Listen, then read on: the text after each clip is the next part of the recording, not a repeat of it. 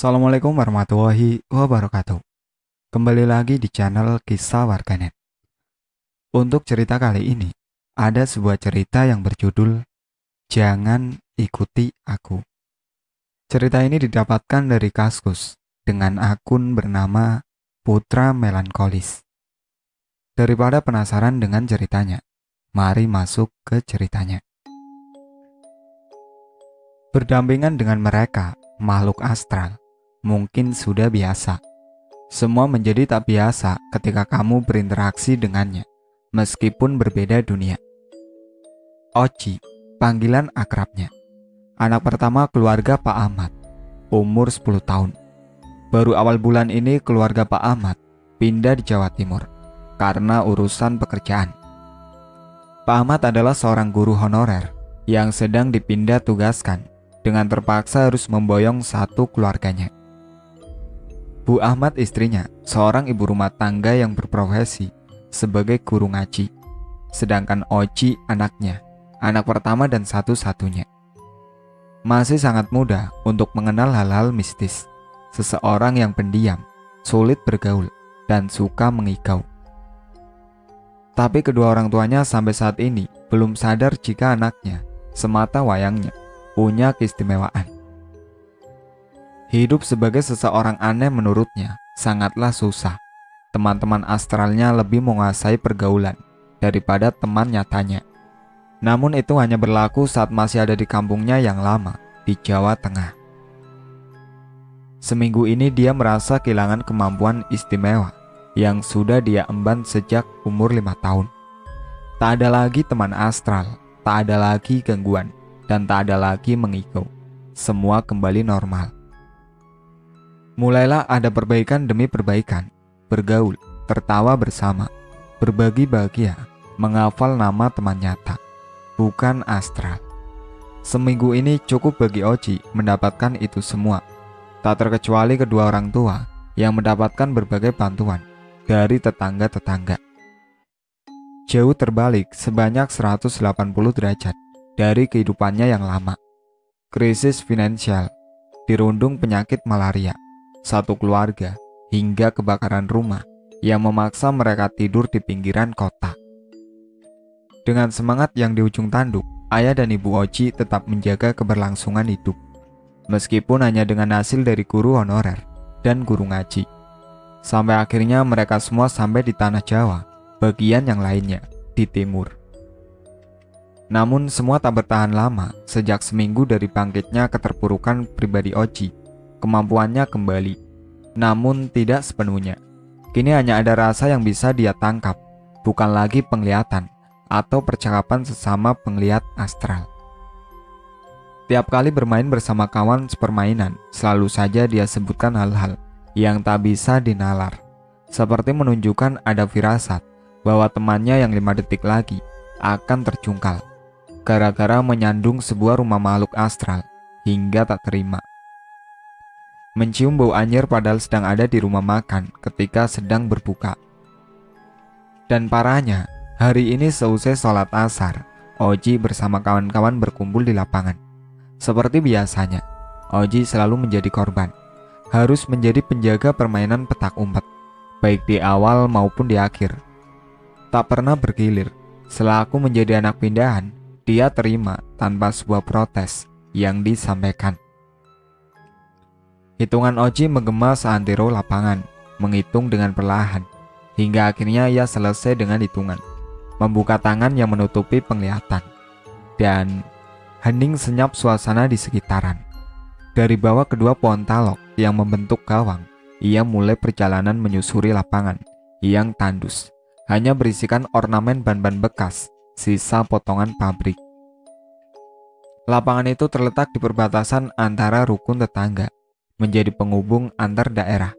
Terdapat sebuah pabrik pembuatan ban yang selalu kosong apabila sore datang. Siang hari sudah ditutup pintu gerbang. Tersisa satu karyawan yang menyapu di akhir pekerjaan. Setelah usai semua urusan, langsung tancap gas menuju kampung halaman. Jadi tersisa Oci seorang. Aturan permainan sangat mudah, hanya perlu menjaga tempat mula dan menunjuk beberapa kawan yang dilihatnya. namun tidak dengan Oji. Dengan tanda keistimewaan yang berangsur datang, menyusuri sebuah wilayah sendirian adalah perkara yang sangat menakutkan. Dan bisa jadi saat dirinya mencari kawan, bukan sosok nyata yang ia temukan, makhluk astral gentayangan. Itulah hal utama yang menjadi sebab kenapa ia menjadi seorang korban permainan. "Dia ada di sana," bisikan pelan. "Satu lagi ada di sana," bisiknya berulang. Tubuh longsor yang mengendap sembari mengamat, tiba-tiba bergidik, seakan melihat seekor ular derik. Gemetar, berpencar, masih dengan usaha untuk tidak terhasut bisikan itu. "Dia di sana," bisikannya mulai menemu ketegasan. Entah kenapa, dia terpaksa menuruti bisikan yang datang kepadaku. Berlari kecil sebentar. Tak pernah Oji merasa seberani dan selincah ini. Seperti ada sebuah semangat yang menguasai diri dengan pasti. Tetap dengan lari kecilnya, berhati-hati agar kawan tak mengetahui kehadirannya. "Iya benar, di situ," bisiknya semakin pasti. Betul saja, tanpa berekspresi mengagetkan, Oji menunjuk salah satu kawan. Baru kali pertama setelah beberapa hari menjadi korban, Oji dapat menemukan kawannya. Biasanya permainan berakhir dengan waktu mendekati berbuka, dan dipertanda teriak dari mulut. Ia mengatakan, "Keluar, aku menyerah." Jika beruntung, kawan-kawannya akan perlahan menampakkan batang hidungnya. Jika tidak, ia berakhir sampai waktu berbuka dan dihampiri oleh ibunya, lantaran ditinggal kawan. Terasa begitu mudah, satu persatu kawan mulai ditemukan. Mungkin saja hari itu adalah hari keberuntungannya. Dan mungkin saja bisikan entah dari mana menjadi sebab akibat. Merasa sudah semua kawan ia temukan, Oji menghitung urut dari sebelah kanan. Mereka berkumpul di bawah pepohonan talok. Lengkap, tak ada yang tertinggal. Tapi kenapa semua kawannya berdiam diri saja, tanpa bicara dan mengumpat seperti biasanya, ketika tak terima Oji menemukan mereka. Mungkin terlampau gusar, karena sudah menyebar, tapi Oji tak melewatkan satupun hari itu. Adzan maghrib pertanda waktu berbuka berkumandang. Tak terasa sudah sekian jam terlewati. Oji tersenyum puas, tak menghiraukan wajah masam kawan-kawannya. Sangat hebat, satupun tak terlewat pikirannya waktu itu. Selang beberapa menit, sang ibu pun menjemput. "Kau masih di sini, Nak? Ditinggal teman-teman lagi ya?" tanya ibunya. "Enggak kok, Bu. Mereka udah aku temuin semua. Tuh di situ semua tuh." Menunjuk beberapa kawannya yang berkumpul di kedua pohon talok, berdiam-diaman. Udah kumpul. Mana sih, Nak? Ibu nggak lihat teman-teman kamu?" Ibunya celingukan mencari teman-temannya Oji. "Tapi ada," jawabnya ragu. "Oh iya, tadi teman-teman udah pamit pulang," cengengesnya spontan. "Oh gitu," tanya ibu kebingungan. "Iya Bu, aku lupa, soalnya aku seneng banget hari ini. Berhasil nemuin mereka semua, teman-temanku. Padahal nih ya, mereka ngumpetnya nyebar loh." Jelasnya semangat terbalut ragu. "Ya udah deh, senengnya lanjut di rumah aja ya. Kita belum buka puasa nih," tegas ibunya. "Iya Bu, ayo pulang." Di dalam perjalanan, Oji menceritakan kisah hari itu secara detail. Mulai dari kawannya yang pertama, hingga yang akhir ia temukan. Ibunya hanya mengangguk, pasti mencoba menghargai perasaan anak semata wayang, mampu akrab dengan kawan-kawan barunya. Di sisi terdalam Oji, muncul satu pertanyaan yang belum menuai jawaban. "Ibu benar-benar gak lihat mereka? Teman-temanku yang kumpul di bawah pohon?" Simpannya dalam hati ketika hampir saja mereka sampai di rumah, berkelok di perempatan gang terakhir. "Tante, Oji dari mana?" tanya Robert, kawan yang pertama kali berhasil ia temukan saat bermain di lapangan. Robert, bukannya tadi kamu main sama si Oji?" tanya ibu Oji sembari menghentikan langkah. "Enggak ta," lanjut Robert. Anu Bu, kita belum buka loh, aku udah lapar," potong Oji seraya menarik tangan ibunya. Iya ya, tante duluan ya Robert. Dah, assalamualaikum." Sebisa mungkin Oji menyembunyikan kejadian sore tadi rapat-rapat, baik dari ibu maupun teman-temannya. Dia ingin memastikan apakah ini nyata atau ilusi semata. Mengingat ia merasa kemampuan istimewa yang berangsur singgah, ia tak berani untuk membuka mulut. Tentang kawan diamnya. Menu berbuka sudah tersedia. Salah satu dari sekian adalah menu favoritnya, sayur sup. Menikmati dengan lahap, sembari berlamunan ria, mereka ulang kejadian sore tadi. Tetap dengan sebuah tanda tanya besar, siapa yang berbisik? Siapa kawan diam yang dibawa pohon tadi? Bukankah hitung dan eja nama sudah benar? Lalu kenapa Robert bisa menyapanya lebih dulu, sedangkan baru saja ia temukan di lapangan? Kapan ia lalu lalang mendahuluinya pulang? Jangan-jangan... Nak, dihabisin ya? Jangan sampai enggak, pinta ibunya sembari menyendokkan kuah ke arah piringnya. Iya bu, aku habisin kok. Ini enak banget, kayak biasanya. Sadarnya dari lamunan. Bu, tadi betul si Robert kan, temen aku? Lanjutnya bertanya. Iya betul, tadi si Robert. Ada apa nak? Bukannya tadi main sama kamu di lapangan? Tanya ibunya sedikit curiga. Iya kok, tadi main bareng. Cengengesnya mencairkan suasana. Setelah menghabiskan satu mangkuk sup miliknya, Oji bergegas menuju kamar mandi, berwudu. Bismillah, nawaitu. Ucapnya liris sembari memutar keran. Astagfirullah, teriaknya kaget. Nak, ada apa? Tanya ibunya dari ruang makan. Gak apa-apa kok bu, ini aku hampir kepleset. Teriaknya ragu. Walah, hati-hati nak, licin. Balas ibunya. Ada yang tidak beres, serasa tangannya tidak sedang memegang gagang keran. Lebih seperti tangan dingin seseorang. Tidak bertekstur, lembut, namun sangat dingin. Oji hanya bisa menerka-nerka dengan lilin sebagai penerangan di kamar mandi. Tak ingin mengalami hal yang tidak-tidak, lanjutnya berwudu dan bergegas pergi. Baru saja ia berbalik dan melangkah. Benda berbentuk bulat menggelinding di depannya.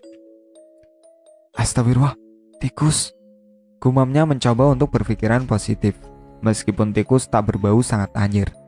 Berlalu meninggalkan kamar mandi, beralih menuju ruang sholat. Selesai sholat maghrib, ia sambung dengan mengaji. Sudah menjadi rutinitas setiap hari, terlebih karena ibu yang notabene sebagai guru mengaji, pastinya mengomel tak karuan jika hal itu tak ia jalani. Dan terlebih, lagi-lagi kemampuan istimewanya sekedar membentengi, meskipun tak banyak berarti, karena belum paham pasti tentang amalan-amalan apa yang harus dijalani, supaya terjauh dari hal-hal seperti tadi, seperti gangguan. Loh, iya, kemarin kan aku gak ada janji sama kawan-kawan. Selesai terawih kan cuma jajan, habis itu pulang. Berarti bener dong, tadi itu... Iya benar, bisik lirik. Bu, teriaknya panik. Iya, ada apa? Jawab datar dari kejauhan. Ya sudah bu, gak apa-apa kok, balasnya lantang. Selesai dengan beberapa ruku yang ia baca di Al-Quran, merapikan tempat sholat, dan berjalan mengarah ke ruang tamu. Bu, teriak memanggil ibunya. Ibu mana ya? Perasaan tadi bukannya jawab ya? Gumamnya dari hati, sambil garuk-garuk badan, karena belum mandi. Assalamualaikum. Salam ibunya dari pintu depan. Salam berhenti. Nak, salam ibu kok gak dijawab? Mengelus kepalanya. Waalaikumsalam warahmatullahi wabarakatuh. Jawabnya lengkap dan sigap. Habis dari mana bu? Kapan keluarnya? Bertanya dengan penasaran. Loh, kan tadi sore setelah sholat asar waktu kamu mau pergi ke lapangan, kan ibu udah bilang, nak, habis asar ibu ke rumahnya Bu RT ya. Nanti ibu pulangnya agak telat, tapi ibu sempetin masak supaya waktu kamu pulang dan ibu gak ada, kamu bisa buka sendiri. Tirunya seperti tadi sore. Iya sih bu, terus yang tadi... Tunjuknya dari arah suara. Tadi siapa? Tanya ibunya kebingungan. Oh iya bu, masakannya enak banget, seperti biasanya. Tetap dengan segala kesembunyian ketakutannya menyampaikan. Alasannya hanya satu, tak ingin kedua orang tuanya tahu. Bapak kemana ya bu? Tanya Oji celingukan. Tadi ibu di SMS bapak, katanya pulang telat, masih ada urusan di sekolah. Oh ya udah deh, kalau gitu aku ke masjid dulu ya bu. Main sama temen sekalian nunggu sholat isya dan tarawih. Pamit meraih tangan ibunya. Iya nak, hati-hati ya, nanti ibu nyusul. Oke bu, assalamualaikum. Perginya sambil melambai. Waalaikumsalam warahmatullahi wabarakatuh. Hati-hati.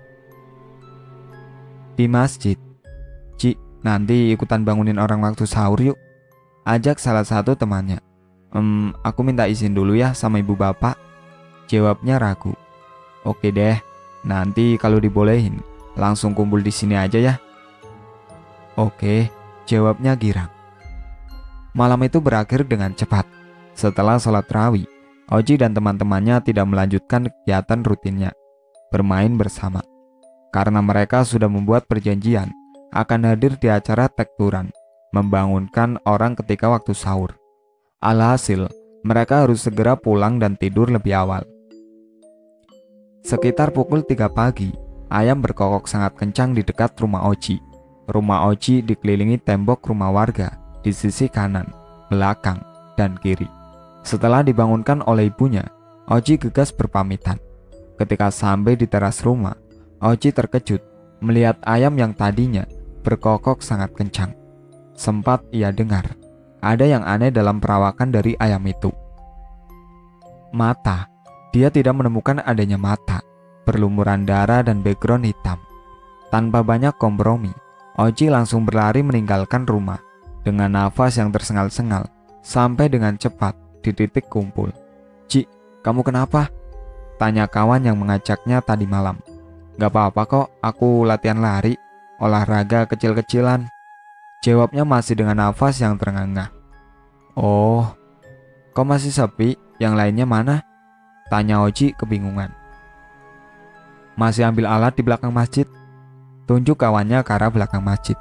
Kamu tunggu di sana ya, aku susul mereka.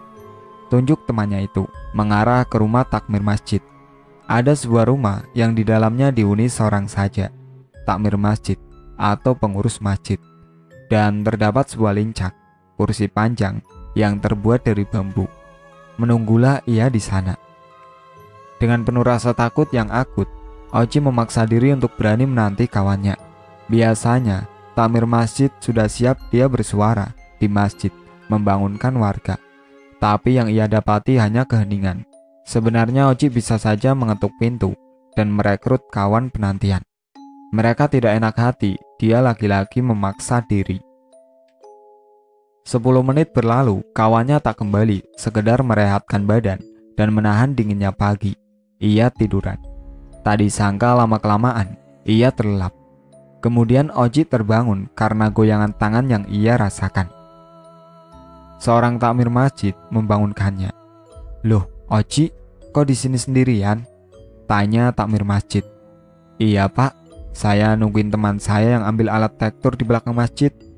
Jawabnya sambil mengucek mata. Oh, tapi saya tadi dengar sepertinya teman-teman kamu sudah pada berangkat tekturan. Loh, iya toh pak, berarti saya ditinggalin.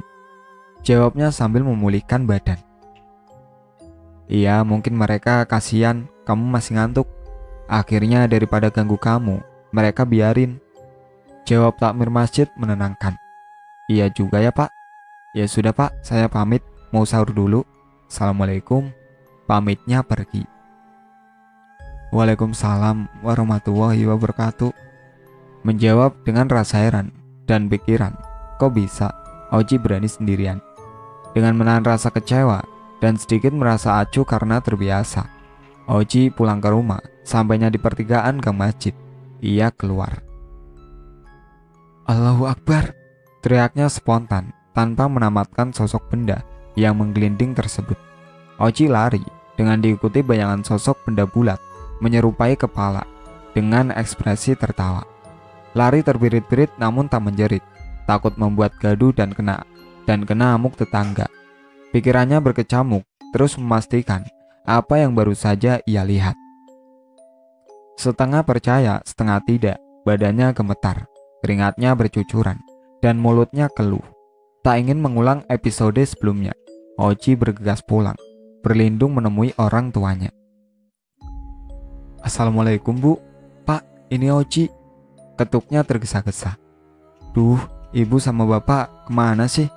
Oji takut nih," teriaknya setengah-setengah. "Assalamualaikum Bu, Pak, ini Oji," ulangnya.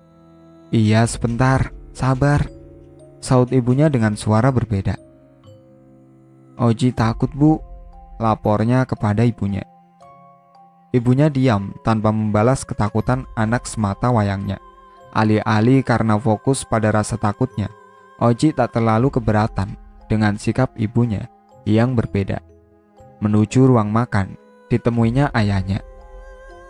Tak langsung makan, ia pergi ke kamar mandi untuk sekedar mencuci tangan, tergesa-gesa.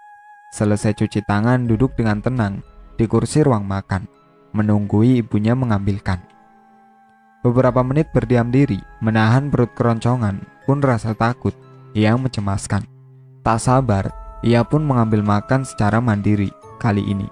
2 centong nasi, beberapa sendok sayur-sayur, sepotong ikan pindang, dan sebuah kerupuk andalan. Makan secara lahap dengan tak memperhatikan gelagat aneh orang tuanya. Ibu dan bapak sibuk dengan makan sayurnya. Nasinya hangat, suasananya senyap. Berpikiran positif, mungkin saja mereka sedang ada masalah atau marah kepadanya. Tapi ada masalah pun atau marah, tak sesenyap ini.